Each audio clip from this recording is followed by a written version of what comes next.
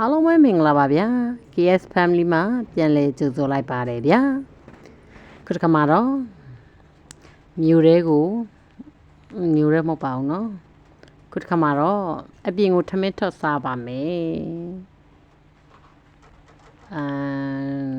နာမည်ကြီးနေတဲ့မင်းသားတယောက်ရဲ့ထမင်းဆိုင်ပေါ့နော်အဲ့ဆိုင်ကိုသွားစားပါမယ်ဘယ်ဆိုင်လေးဖြစ်ပါမလဲ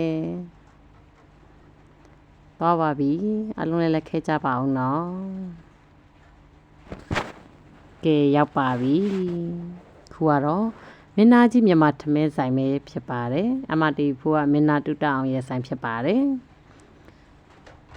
ထမင်းနဲ့ဟင်းနေရတော့လုံးဝစားကောင်းပါတယ်နော်တိုးစရာဆိုလဲဘန်းကြီးနဲ့လုံးဝအစုံလိုက်ဟင်းချက်တဲ့လက်ရာတွေအဆိုလုံးဝလူတိုင်းပါဇက်နဲ့အရန်အဆက်တဲ့ရတာပေါ့နော်အရန်ကောင်းတယ်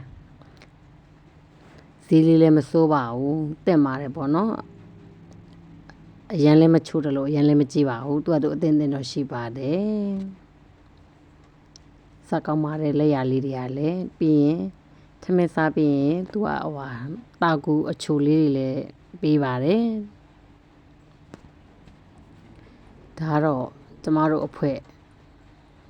မိသားစုနှစ်စုပေါ့နော်တငယ်ချင်းမိသားစုနဲ့ကျမတို့မိသားစုနဲ့သွားစားပါတယ်ဟင်းနေရတော့ဟိုလူဟင်းလက်စားဒီလူဟင်းနဲ့လက်စားနဲ့တယောက်တစ်မျိုးစီကိုလှည့်မြည်နေပါတယ်ဒါလေးကတော့နှံပတ်ချင်တုပ်ရဲ့ခရနီဖို့တုပ်ရဲ့ကတော့အရန်ဟင်းနေနဲ့မလိုက်ပါတယ်ပြီးရင်သူကချပေးတဲ့အရန်ဟင်းနေလဲ3မျိုးလောက်ရှိပါတယ်အရန်ကိုဘယ်လိုပြောမလဲအညာပါဇက်နဲ့လဲကြိုက်တယ်လို့ဒီမြို့သူမြို့သားတွေရဲ့ပါဇက်နဲ့လဲလုံးဝခရင်တွေ့စေမယ်လက်ရလေးပါရှင်အရန်ကောင်းပါတယ်သူ့စရာလဲအစုံအလင်အဝါစား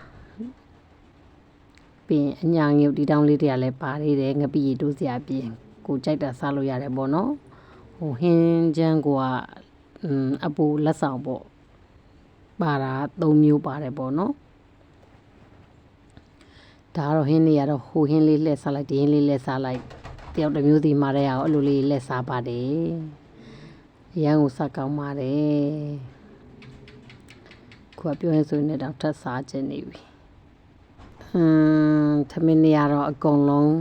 ပြီးတဲ့လောက်ဖြစ်နေပါပြီအရန်စားကောင်းပါတယ်ခုကထမင်းနေကုန်တော့ပါပြီအကုန်ကုန်ပါတယ်လိုက်ပွဲတွေလည်းထပ်မှာရပါတယ်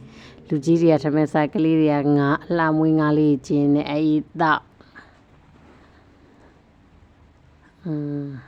မစားမှုလည်းကောင်းပါတယ်ဆိုင်လေးကအမတူဖို့မင်းနာတူတအောင်ဆိုင်ပေါ့နော်လက်ရလည်းကောင်းပါတယ်ဈေးနှုန်းလေးတွေကလည်းချိုးတယ်လည်းမဟုတ်ဈေးအကြီးလည်းမဟုတ်တင်တယ်ပေါ့နော်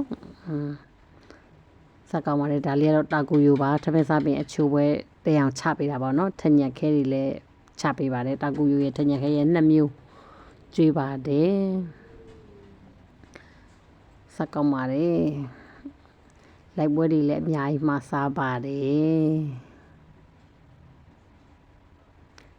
အလုံးလည်းဒီ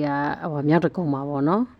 မြောက်တကုံမှာသွားစားလို့ရတယ်ပေါ့နော်လက်ရတော့လုံးဝရှယ်ကောင်းတယ်လုံးဝအိမ်မိဘချက်ထားတဲ့အတိုင်းပဲလက်ရတော့အိမ်မိသားစုလက်ရအတိုင်းပဲဆိုင်ထမင်းနဲ့မတူတကယ်အိမ်မှာချက်စားတဲ့အတိုင်းပဲဒါကတော့စားတောက်ပြီးလို့တခုခုမှားရအောင်လက်မနေပါရေပေါ့နော်တခုခုလက်မနေပါတယ်ထမင်းစားတောက်ပြီးပြီဆိုတော့ဘာလေးဖြစ်မလဲသူတို့ဆိုင်ရဲ့အကောင်းဆုံးတစ်ခုမှာလိုက်ပါတယ်မပြီးတဲ့သူတွေကတော့ဆက်စားနေပါတယ်သူတို့ပြီးလို့ချင်းသူတို့ဆိုင်ရဲ့အကောင်းဆုံးဟာတစ်ခုမှာပြီးတော့တောက်ပါမယ်လုံးဝတဘာဝ organic ငယ်ဘဝကိုပြန်တတိယတော့စီမဲ့အေးလေးပေါ့နော်အဲ့ဒီကလေးအရန်ကောင်းတဲ့အကောင်းဆုံးဆိုရင်တော့အဲ့ဒီကပထမဆုံးပြောရမယ်ဒုတိယမှာဟင်းနဲ့ထမင်းနေအရန်ကောင်းပါတယ်အားလုံးကလိုက်ပွဲတွေအများကြီးမှာစားပါတယ်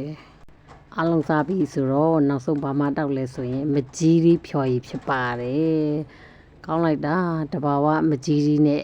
ထညက်ခဲနဲ့ဒီ2မျိုးပဲเนาะတခြားဘာမှမပါဘူး ထည့်ဖြောထားတာအရန်ကောင်းတယ်မကြီးအနှစ်ပေါက်လေးနဲ့ထညက်လေးနဲ့မကြီးရီမဲ့အရာတာကိုလည်းရတယ်ထညက်ရဲ့အရာတာလေးကိုလည်းရတယ်ဒီနှမျိုးနဲ့ရောဆက်ဖြောထားတာပါအရန်ကောင်းတယ်အဲ့မကြီးရီမဲ့အကောင်ဆုံးပဲဖြောရင်အဲ့အစားတောက်တွေတဲ့ဆိုရင်ဒုတိယမှာထမင်းနဲ့ဟင်းထမင်းတွေအများကြီးစားထားလဲမကြီးရီအမဲ့လေးနဲ့အစာချီလိုက်ပါတယ်ထညက်နဲ့မကြီးရီမဲ့လေးနဲ့ဒါအတင်းတုံနေပါတယ်မကြီးဖြိုရီလေးကောင်းတယ်ဆိုပြီးတော့အတင်းတုံနေပါတယ်ရှင်အားလုံးကိုလည်းကျေးဇူးအထူးတင်ရှိပါတယ်ရှင်